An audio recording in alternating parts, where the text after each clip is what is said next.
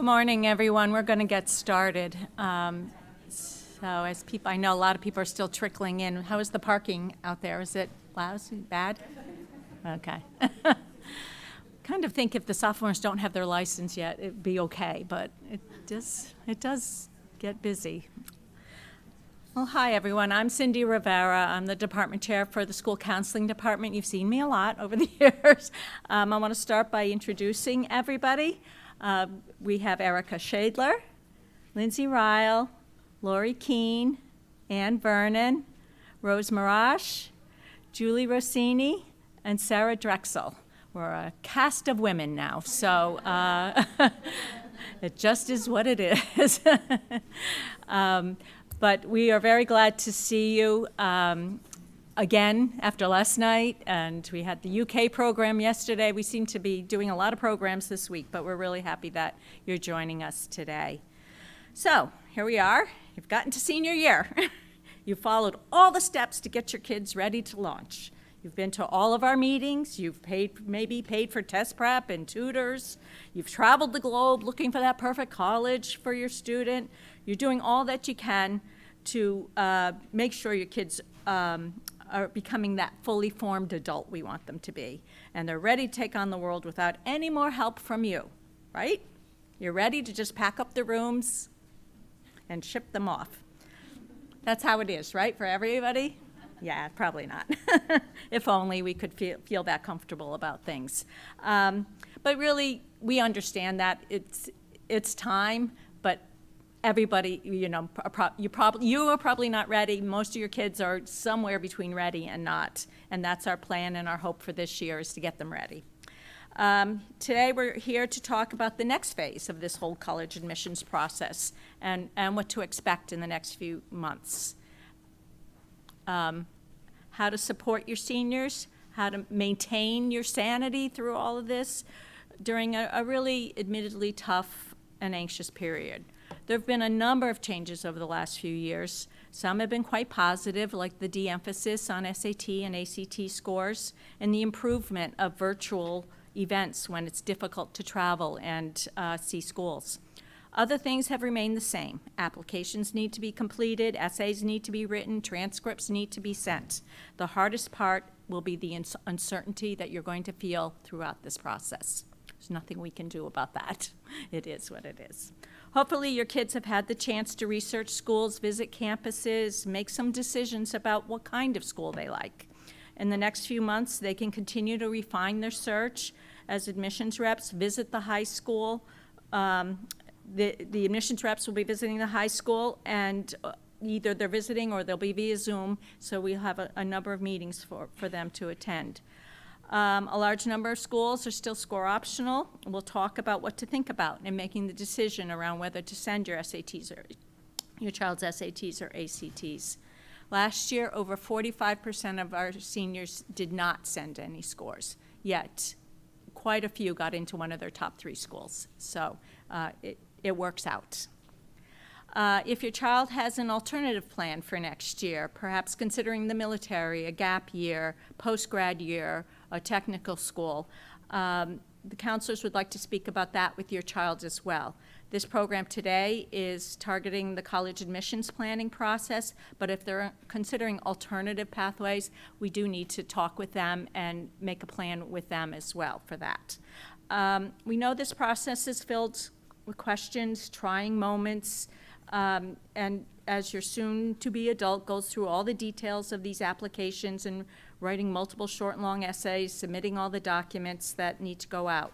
Watching your children navigate all of this on their own timeline may be a huge challenge for you, but I assure you it gets done, and in the end you'll be proud of the growth you will see in them. There's no one way to manage the next few months. Students may have only a partial list of schools. Most are still rewriting essays, deciding on testing, getting through all the pieces of their applications. Many would like to apply early to some schools, but the rest of the list may be still a work in progress. Some are not ready to start at all. Wherever they are, it'll be okay. We'll help them move through the process, and I expect most students will be done applying by the holidays. So got a short window here. It's not going to be long. Our plan is to meet with every one of our students in the next couple of months to make sure they're on track, whatever their plans. Last week, counselors met with all of their seniors during the building block period. You'll hear about the information that we shared with them. It was a lot for them. We definitely saw the eyes glaze over after a bit, and probably a bit overwhelming for them. So many seniors have since been coming in and saying, okay, wait, what? What do I have to do? So it's okay, it was just a beginning for them. But by sharing this, the information we told them we're going to be sharing with you today, so that you will become a good partner with us in getting through all the steps necessary to get the applications out. We work as a team. We're constantly discussing our seniors with each other, whether it's reading and consulting on the essays, reviewing our recommendations that we're writing with each other, or expanding their list of schools. In the end, the plan is that your child will have a number of good options to consider. Last year, we processed nearly 3,000 applications to colleges. 93% are attending four-year schools. 92% of the graduating class reported they were satisfied with the admissions outcomes. 82% got into one of their top 3 choices. That's a pretty good percentage. This is an increase over previous years, and we were really happy about those outcomes.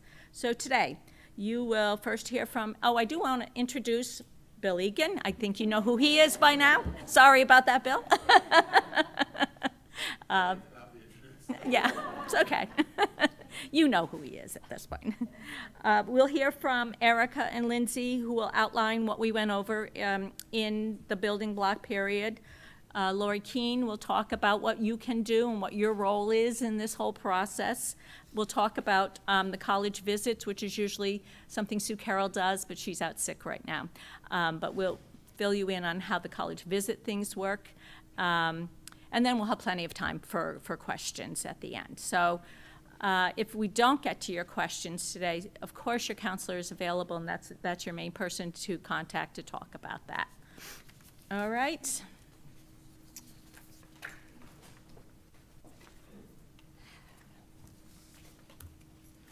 Okay. So just as Cindy said, last week all of the counselors were able to meet with all of our students in that building block period. And the real purpose of that presentation was to give them a pretty detailed overview of the entire application process. And, like Cindy said, in those classes, they definitely seemed excited, maybe a little bit stressed. There were a few head nods and kind of paranoid looks on some faces, but ultimately they asked really great questions. They had access to their counselor, so we think it was really successful and hopefully helped them feel a little bit more prepared to head into that process. And as you can see with our little stick student here, the process is very, very detailed, and you and your kids are going to feel like you're juggling 8 million different things at once. There are a lot of moving parts to this process, but we'll share with you kind of the key pieces and details that you can help support your students through. And just know that we really are here to support them throughout the entire process. We're not going anywhere. STARS is the acronym that we like to use, and it really, our hope is that it presents everything that they're going to need to manage in a very understandable and easy to digest way, so that they can hopefully remember all of those different pieces of the of the application process. And there's going to be a lot going on for them. So expect some stressed out kids. They are still hopefully putting their best foot forward in all of their classes. They're staying engaged in their sports. They have their extracurriculars. Maybe they have after school jobs. So it will be overwhelming. They will be a bit stressed out. But again, they always get through it. We're here to support them. Hopefully you're also there to support them, and we will get them through. So the first S is for the senior appointment. And during that senior appointment, counselors meet one-on-one with your students and just kind of talk to them about where they're at in their process, and we tailor that meeting to wherever they're at. So whether they're planning on pursuing four-year college or a gap year or some sort of PG program, we're really tailoring that appointment to their individual needs. In that meeting, we'll review their senior profile, which is essentially kind of like an expanded resume of sorts. We ask them to detail their activities for us. We ask them to reflect on some of their favorite classes, maybe a teacher that stood out to them. And the information that we gather in that senior profile is so helpful for us as we go to write those letters of recommendation. So one way you can support us in supporting your child is really encouraging them to fill out that senior profile pink sheet before their senior appointment. It's available right on the New Canaan High School website. We also sent them an email with the link to the senior profile, so they should definitely be able to find it. In addition to that, there is a parent questionnaire that we would love for you all to fill out. We find that your children aren't always the most adept at bragging about their own experiences, and we really want to give you all the opportunity to kind of gush over everything that you're proud of that they've done over the last 4 years. So please fill that out if you haven't already and send it over to your child's counselor. During that appointment, we'll also review with them their entire list of schools and make sure that it's balanced, make sure that they're looking at an appropriate amount of targets, reaches, and likelies. We reviewed in junior year with everybody how to determine whether a school is a target, a reach, or a likely. And again, we'll look at that list to make sure we feel like they're going to have an overall successful application season. We'll also review all the details of the application process, like how to send and submit transcripts, all the various, moving pieces that go along with the application. We'll review right in that senior appointment. And just know this isn't the only time that we will be or want to meet with your seniors. That's the official kind of first meeting in the application process. But after that, we are encouraging them to stop by, make as many follow-up appointments as they need so that we can really support them throughout the entire process.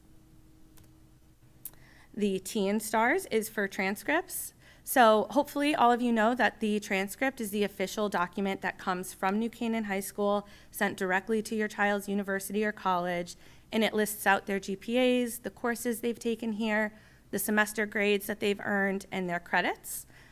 Lisa Granite, our registrar, submits all of the transcripts, again, directly from NCHS to the child's university, and her office is right inside the counseling suite. So definitely encourage your students to stop by and see her if they have any questions at all. She is very helpful, especially in Naviance. She's a guru.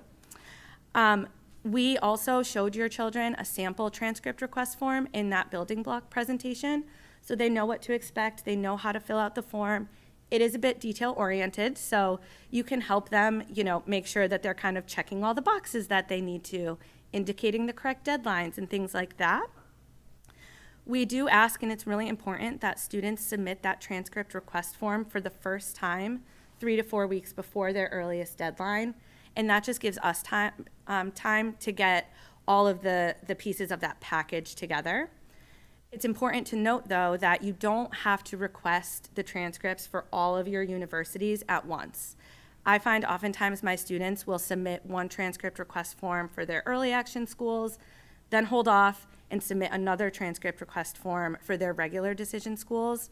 As long as they do it that first time, 3 to 4 weeks in advance, they'll be all set, pretty much to request whenever they need after that.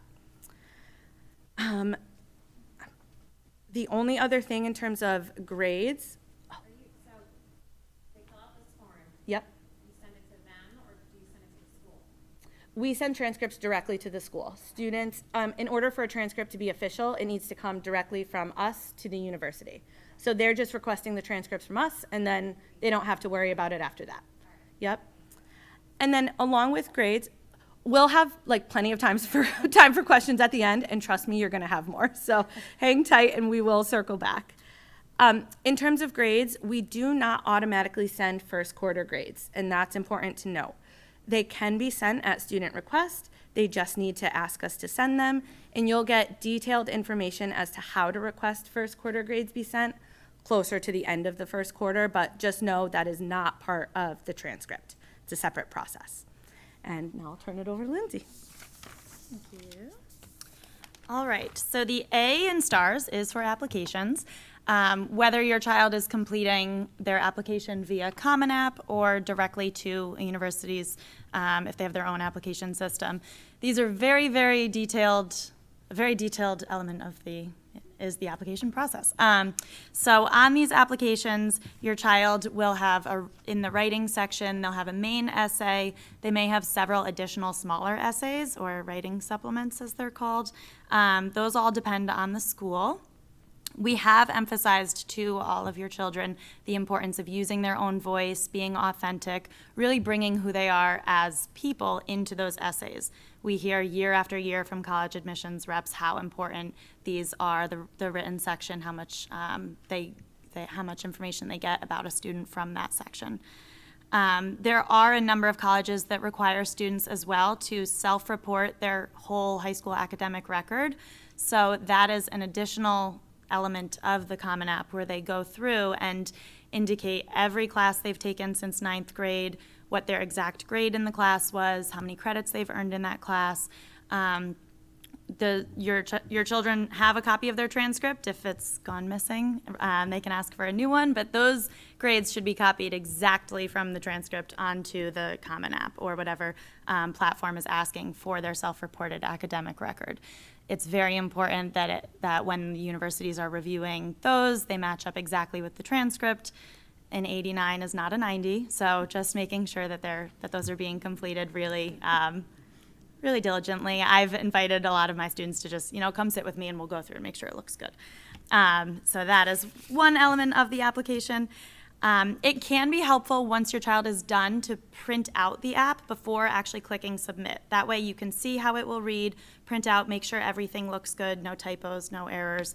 And definitely do not wait until the last minute to submit the applications. We advise students plan to submit 1 to 2 weeks before. There's power outages, internets go down. I was just reminded yesterday Hurricane Sandy was October 28th, so there was no power for many days, and that put a wrench in those November 1st deadlines. So being proactive and planning to submit applications early will definitely benefit your children.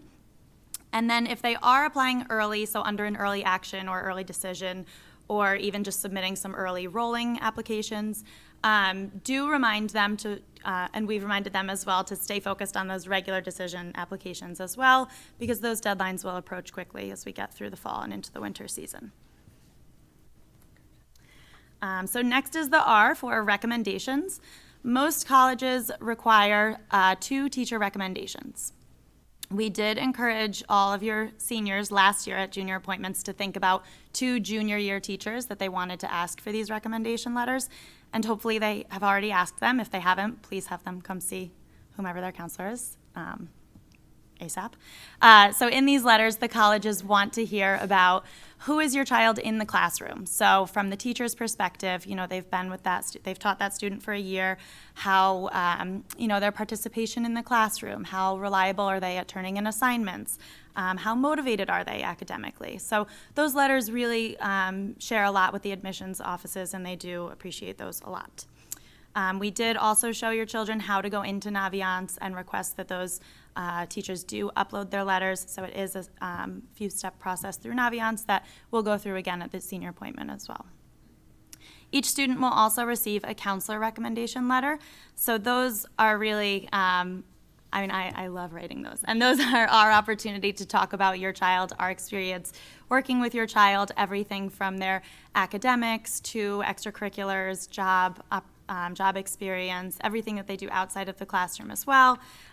We really talk about their character, who they are as people, those traits that are not conveyed through a GPA or test scores or class list. So those letters are anecdotal. We will cover all about your child. We write them after the senior appointment, so that's why it's very helpful for your child to get us the senior profile. The parent questionnaire is great, and then at that senior appointment, we talk at length about everything they've done, their impact on the community, things like that. So that's why those, the profiles, questionnaire, are all very important. So lastly, the second S is for scores. This is one other piece of the application package. They're holding less weight in admissions now than they once did. Most colleges have waived score requirements and are test optional. Generally, if a student's SAT or ACT score is right around or above the average that a college is typically accepting or looking for, then we do encourage students to send those scores. But we will discuss at length at that senior appointment. We'll look at your child's scores, we'll look at his or her list, and we'll see where it makes sense to send versus where it might be better to not send those scores. If sending, your child is responsible for sending those scores, so that goes directly through either College Board or ACT's websites, and they'll do that prior to their deadlines, so about 3 weeks before their earliest deadline sending. And now I'm happy to introduce Lori Keene, who is going to discuss your role as the parents.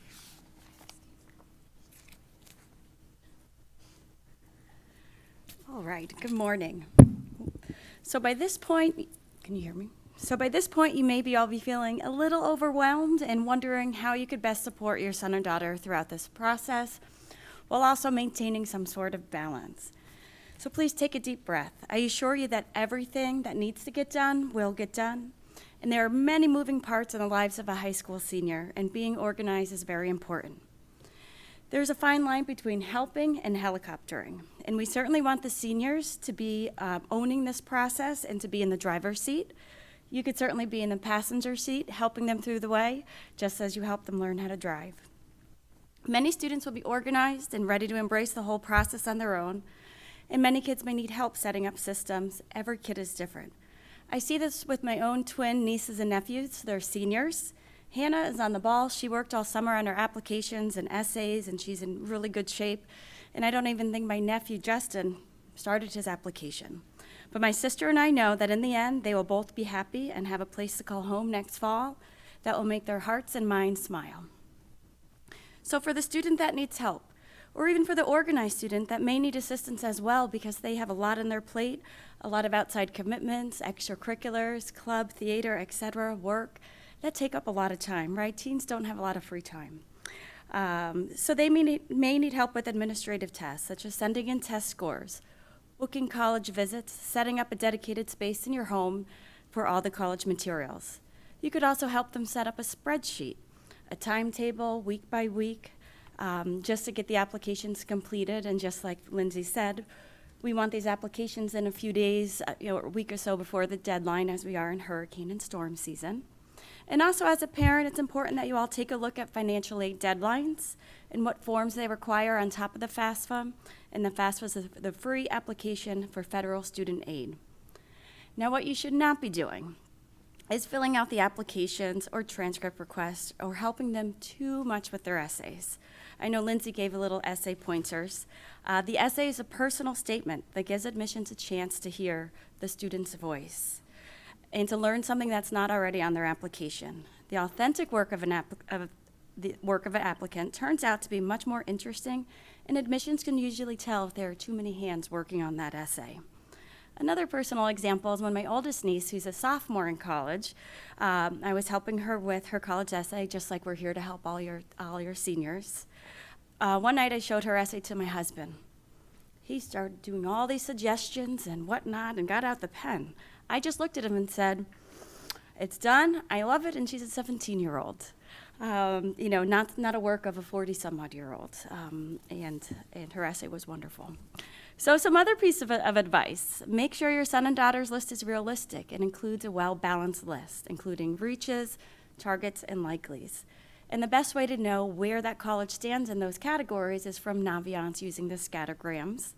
And this tool also helps to dispel any magical thinking or love affair with one dream school. And please support the merits of each and every single college that's on your child's list. And we want them to love all the colleges that they're applying to. And wherever they land, they're going to have a great experience, and they're going to know by embracing all the schools that you're so proud of them. And show them that you're confident that things will work out. And in terms of number of schools to apply to, we want to keep that manageable as well. If you have a teen applying to 20 colleges that each may have 3 supplementary essays on top of the personal statement, you're looking at 20 plus essays on top of their day-to-day lives. Mind-boggling. So a good list is about 8 to 10. Could be a little bit more, but around that. You want to have 2 and 3 in each of those categories. 2, 3 favorables, targets, and reaches for sure.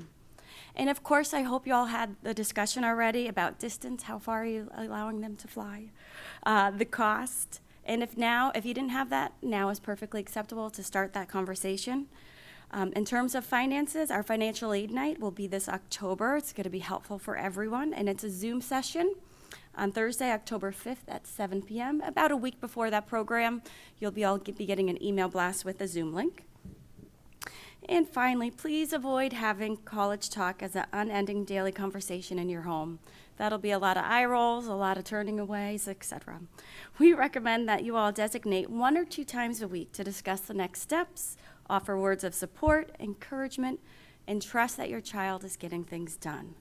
There's only one senior year, and we want you to enjoy this time with your kids. Before you know it, they're grown and flown. And find a stress reliever and have fun, something that works for your family when the going gets tough.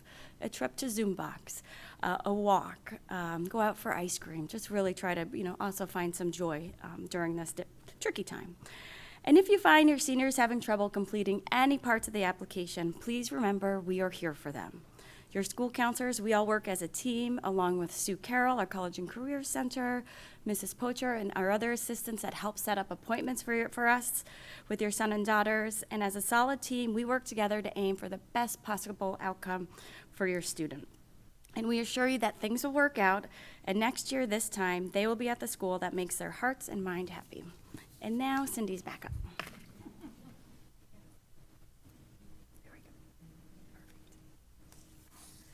Okay, I'm going to pretend to be Sue Carroll now, so, and what she wanted to tell. Just a couple of good things to think about. Lori just mentioned financial aid night, and then also we'll have a college panel Thursday evening, November 9th. We're collecting some college representatives to come and sit and talk about various things. This will be open to all classes, but I just wanted to reference it for you as well if you're interested in attending that. So, let me see here.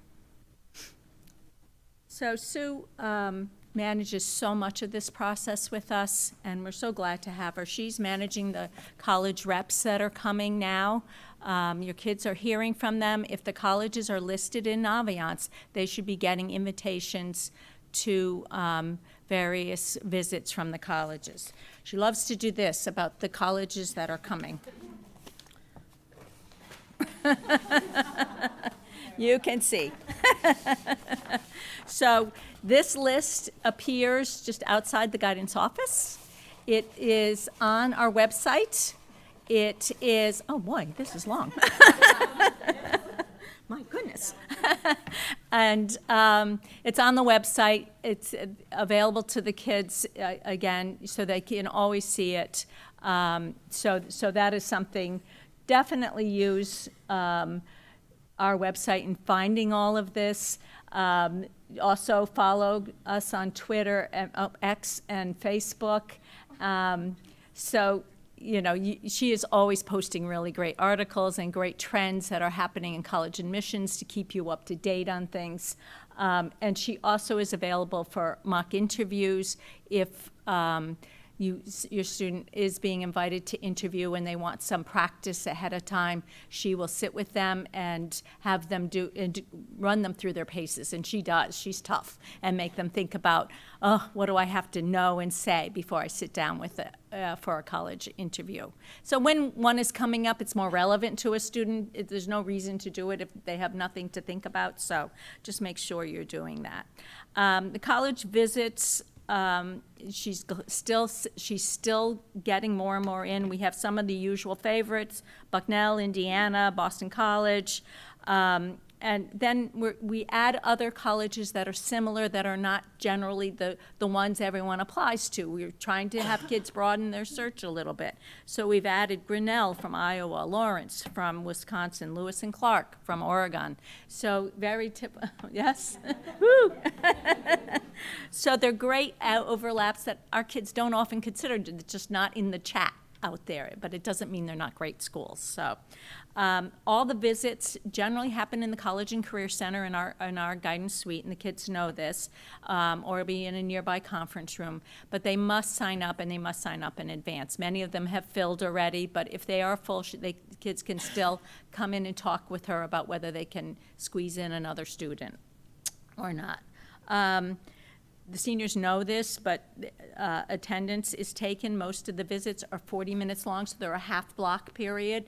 And seniors need to ask their teachers beforehand if they to visit.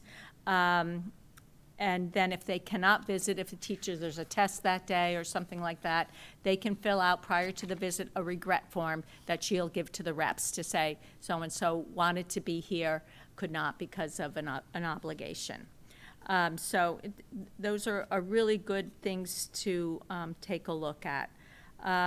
It's a great, most of the reps that come here are the first readers of your child's application.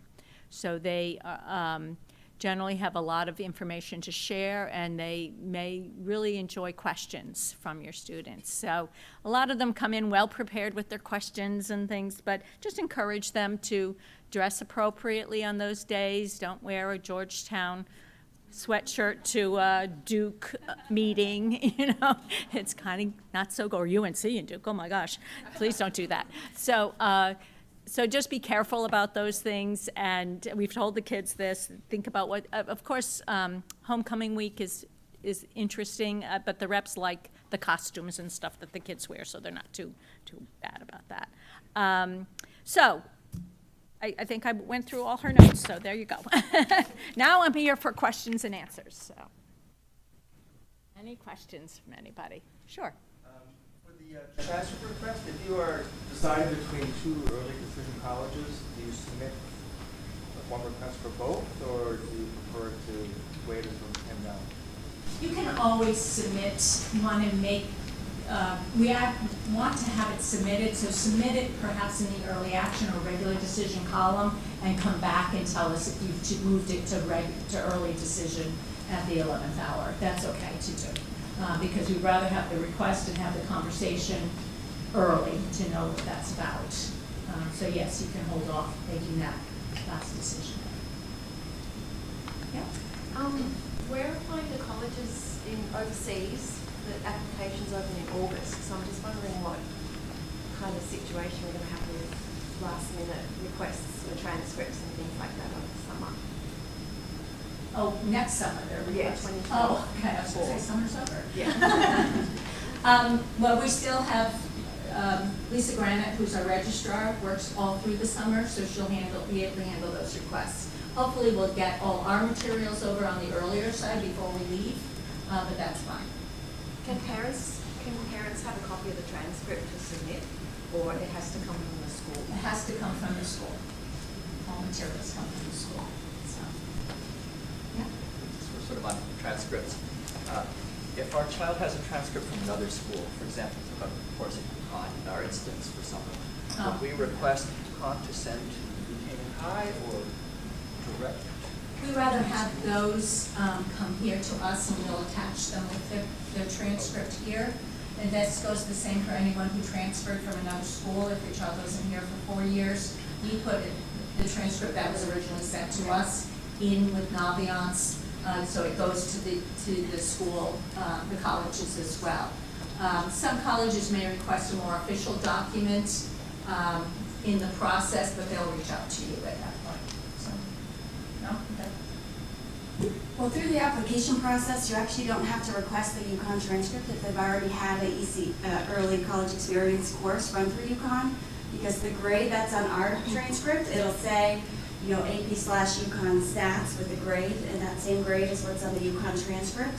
When you request the UConn transcript, wherever your son and daughter ends up, you then go onto the UConn website and, how to send my transcript if I'm not going to UConn, and that's how you get the transfer credit, the college credit, on that particular college. Oh, very good, Lori. And there's also 87% transferable rate with UConn ECE courses, so it's very exciting. So Lori runs our ECE program. That's all the good information there. So, right here first. Is there a a way for the students to know either via Naviance or some other notification when the deliverables that are not by them, like the transcripts and the letters of recommendation, are completed? How do they know when that's submitted? Yeah, so right on Naviance, especially with their letters of recommendation, when they put in those requests, it will show as requested, and then once the teacher uploads a letter of recommendation, the status will change to uploaded, and then once it's submitted, it'll change to submitted. So they can track all of that on Naviance. I will just give a little plug for our teachers. Remember that they're writing for, potentially 40 plus students. So while we're always encouraging your kids to be submitting at least 1 to 2 weeks before the deadline, for your children, help them, just stay calm if, a week before that November 1st deadline, they see that one of their teachers hasn't submitted yet. That is okay, they can check in with the teacher, but their deadlines are a little bit different than the students, so don't let them panic. So 2 more questions from that. Do the students have visibility to the actual letters of recommendation? No, I didn't think so. They don't, no.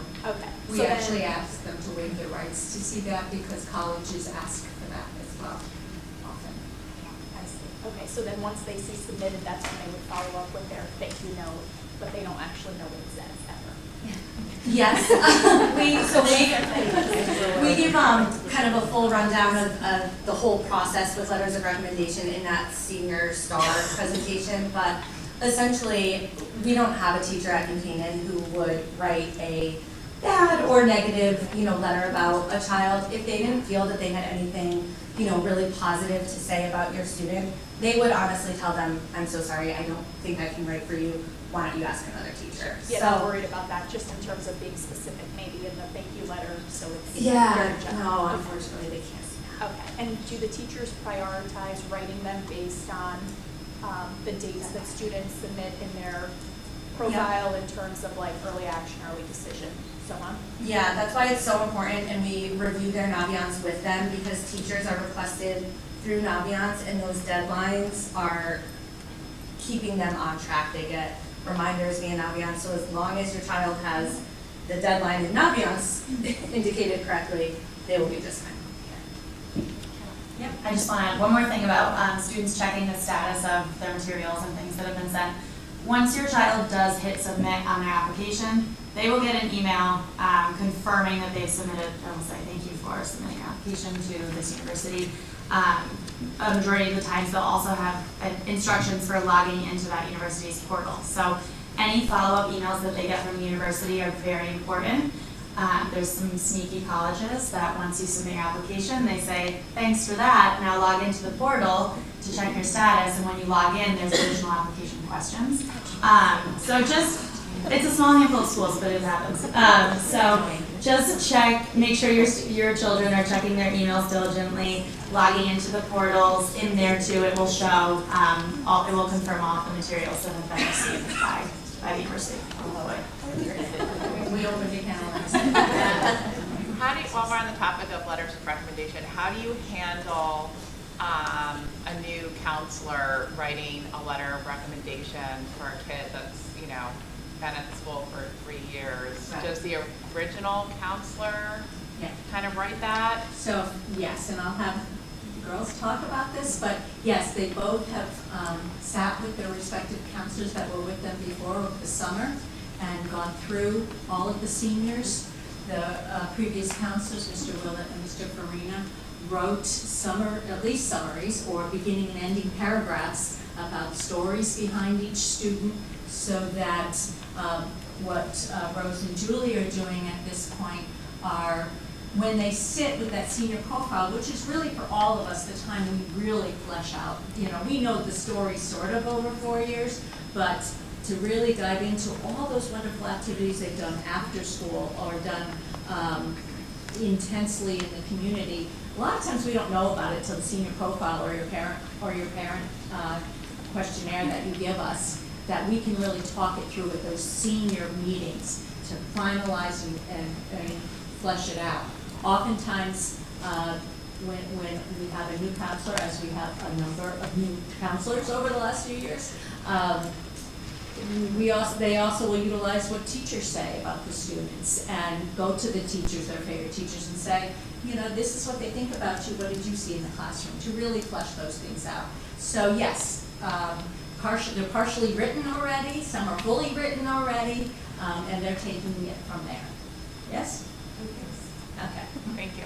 The only thing just to add, I was new last year, so I was where 2 of our counselors are now, and I felt like it had me doing more of a deeper dive into their educational records and really kind of looking for information.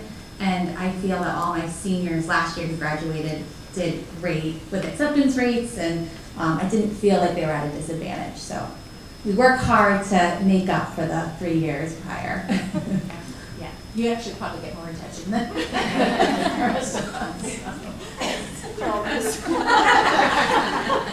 Students might already know the answer to this when we were talking about submitting, checking the emails and stuff. Is that coming from their school email or their personal email? It's whatever email they put on Common App. So when they filled out their Common App, we did encourage them to use personal emails. Some might have used their NCBS emails, but whatever email is linked to Common App. It's very important that everything gets linked. That's what we're instructing the kids on, matching their Common App to the Naviance, and that's what teachers have to match their recommendations to Naviance. Everything is getting linked to Naviance so that it all goes out, but it all has to be consistent. Their names have to be consistent, their emails have to be consistent. So it's very important that they're careful about those things. Yep.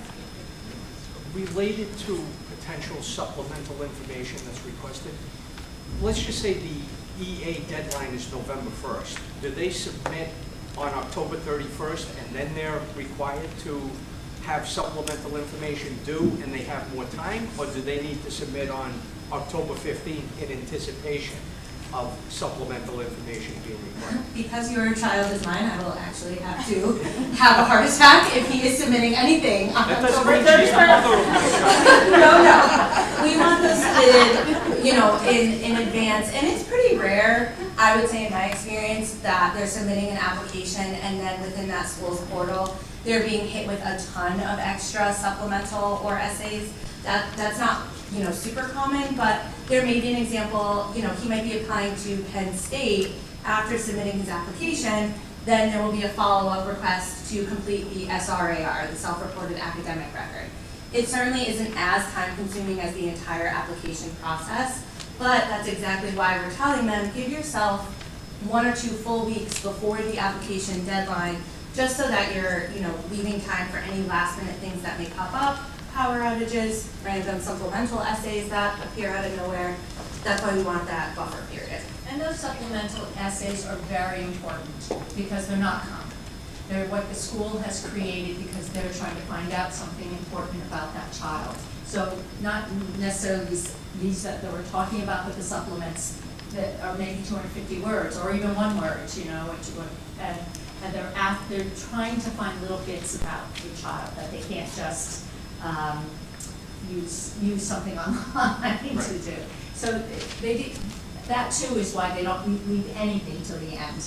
They need to spend time on each of those. Thanks, Erica. I appreciate the refresher. Question. So do you prefer, say, the EA transcript requests, you could put, schools and then wait for the later ones, or you want everything can go on one sheet? Or It doesn't matter to us, we just want students to know they're actually applying to those schools. To request and send transcripts and then they change their mind whether they're actually applying, it's just a waste of a record. And then the other question, obviously you have to pay a fee to apply, so how is that done? Like, do the students do that? It's on the part of the application, Okay, they so have they to have to- pay a fee. Like through credit cards? Yeah. And also there's options for fee waivers online too, so if that is an issue, we definitely have your child get in touch with us so we know to fill, because that's part of our responsibility to confirm that yes, they need a fee waiver. And early decision, another thing that we as counselors have to confirm, and you as parents confirm that you have to sign off on as well. All electronic, but it's something to know about. Is there any benefit to doing EA versus regular decision? And if a child is sort of like keen on a school but not 100% where ED is not something they want to go through, but they're interested in school, what is the benefit of doing it early versus regular? In general, early action does not give a student an advantage. However, there are a handful of schools that love early action, and it does give an advantage. And we know those schools, so when we sit down with your son and daughter for their senior appointment, deciding where should we go early action and whatnot, we would highlight those schools. Early action, we don't recommend, except for those certain schools that will say, let's say if they're below the average, and they want to use their first quarter, the first semester to really prove themselves. Maybe the school's a reach and they're in their first few APs. They're going to have a stronger application with the first semester senior year with the most rigorous schedule versus doing early action. So there's more academic strength in the record. But for those few schools, even if it is a reach, we'll let our kid know. And all that I would add to that is we spend a lot of time reviewing the data that we get from Naviance. We get additional data you don't necessarily see. So we see the trends on the decisions that were made for the EA pool versus the regular decision pool. So it's very school specific and definitely challenging. If you're getting a letter of recommendation from an employer or some other non-school related person, does that go directly to the school or does that go through your office? I can answer that. So we would ask the child to put that person through Common App under other recommenders. They're not requesting teachers through through Common App. But if they have additional ones or someone who's not an employee or no longer an employee here, they are putting that through Common App. And it'll say other recommenders, they put that email address in, that person will get the request and they'll upload to that and it'll go directly to the school from there. So it goes through that. Beyond that?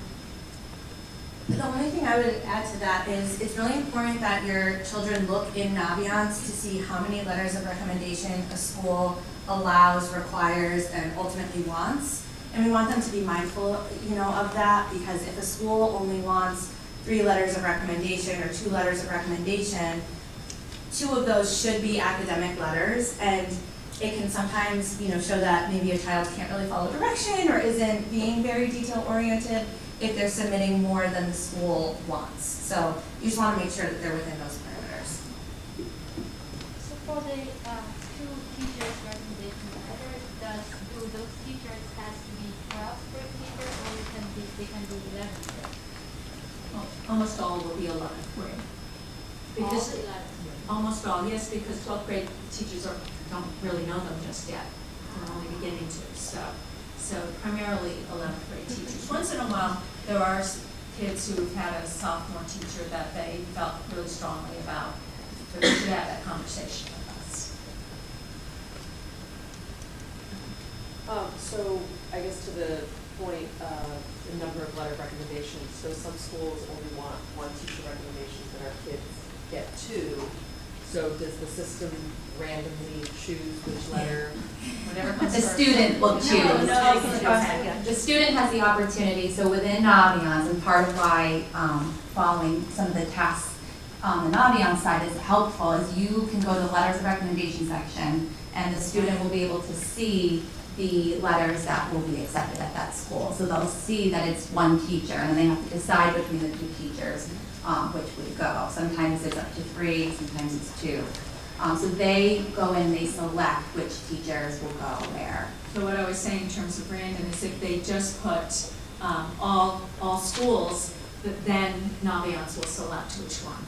So you want to be very thoughtful for the student. We've told them this, and we work with them through our senior appointment with them to make sure they understand that, again, that they only have those schools that they can, that they can, 1 teacher can recommend, it's in the recommendation.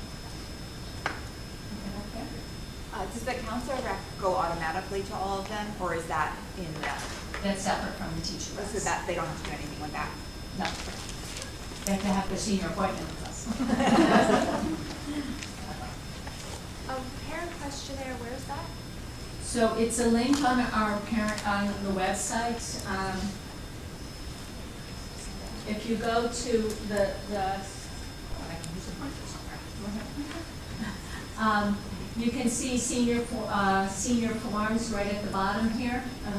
And if you click on that, there's a parent form. All the forms are there, transcript request forms.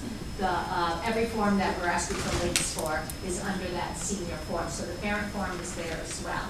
Did we send that email to the parents as well? I did. Did it go to kids only? You guys remember seeing that? Yes. Oh, great. Okay, we also sent an email to the parents that had all the links, so, you don't remember seeing it? I can forward it to you, but that's the other way to do it, so. Yep, in the back. Are test scores only submitted by the students on the app, or is it by the school as well? No, you have to submit them directly from the testing sites, from College Board or ACT, and have them sent. Kids can self-report them. That's part of Common App. So if they think they're sending them and using them, they can self-report them so the schools have them, but they'll also need the official scores sent. And then if it's want to send it to some and not to others, it's a slightly different process, but we'll talk to them about that. Okay. Did you, no? Oh, does that include AP exam results? We report the AP exam results if the student wants on our letters of recommendation, and the student can self-report them. But we don't officially, the schools don't generally ask for them officially till they start school and want to give them credit for whatever their schedules are. You're only going to send to their receiving school at that point. So if you do early admission or ED, you're not allowed to send first order scores, or you can? You can, because you'll send in early and you're still just looking, they'll wait till November, if it's the October SAT that you're planning to, they'll wait for those scores for submitting. But for analysis. once you send your application and you cannot send any additional stuff, you're done. Once you send. So Q1 closes on November 2nd, and then teachers have a few days to input and finalize grades. Once those grades are in and seniors have a chance to look at them, make sure they all look right and good, there is a form that they can fill out requesting our registrar, Lisa Granite, to send those Q1 grades to their colleges. Even if they did early admission? Yes. Yes, Okay. even if it's early. Yeah. Still some. And we also send a mid-year transcript. That goes automatically, that doesn't have to be requested. So they'll see the first semester of senior year grades. Does the counseling team review the Common App before that's submitted, just whether it's fact-checking, the activity lists and other things in there? You all have access to the Common App of each? Yeah, oftentimes we do not. We don't have access to it unless the student comes in and sits with us. So, yes, if they want us to, we certainly can. But we do ask that you partner with us on that to make sure you have everything. But yes, we want to. Slightly off topic, but not really. My son was going to take the SAT to tighten up his math scores at the end of August. The testing center closed, and we had to go ahead and submit for the October one. How do you get a refund? Like, College Board is kind of a black hole. I don't know. I haven't gotten anything from them in terms of Worse than a black hole. how you get a refund for the last test, since we had to go ahead and pay for the new one. Like, it was just testing center closed, sorry, and then I don't know what else to do. I think our best advice is to call them and waiting on a phone call with them, because you're right, it's impossible to contact them and get through very much. Yeah. I mean, like emails to get a response from an email, or if they have a form around that. But they won't talk to us about that, but they may talk to I just wasn't sure if there was some sort of a separate portal to go through, like, I just can't. Some figure secret it out. portal that, yes. If you find it, let us If you find it, let us know. Just regarding College Board, they say it takes like 5 business days sometimes to get the SAT results through. Is that an accurate time frame? I always thought in terms of 10 days, but it was more my read on that. But again, that does not have to match with your application deadline. If it comes a little bit after that to the schools, that's fine. And I always encourage, a lot of times kids say, well, I want to see them before I send them. We don't think that's necessary, because colleges are looking for your best scores, your child's best scores. They don't care if the last time you took it was lower than when you took it in June. They're still going to take those June scores. It's usually a computer that's pulling those top scores. They're not worrying about low scores. They're looking at best scores. So I wouldn't worry about whether I need to see them before I send them. It's fine. So some colleges do a super score. Would they, like, does it automatically take like the higher one from math, and does that do it automatically? For most schools do super score. There are a very small handful of schools, I'm thinking of one in particular, where students do have to report all scores that they've taken and they review all scores. But 9 out of 10 universities are just automatically super scoring, as long as your child is sending all the appropriate scores from all of the different administrations. Does that make sense? Yeah. How do we handle the classes taken through University of New Haven? Because it seems to be a little different than the UConn classes. Does he have to get a transcript from University of New Haven? And then that go with his... Well, there's an understanding that Project Lead the Way courses are college courses. So, and I think it's very similar to the UConn.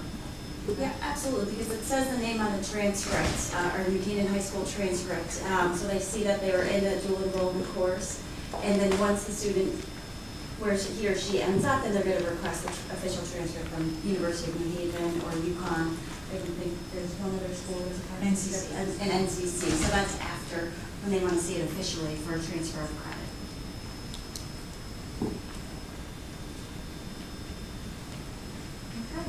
Thank you, everyone. This is being recorded and will be up on our website very shortly. So, thanks very much.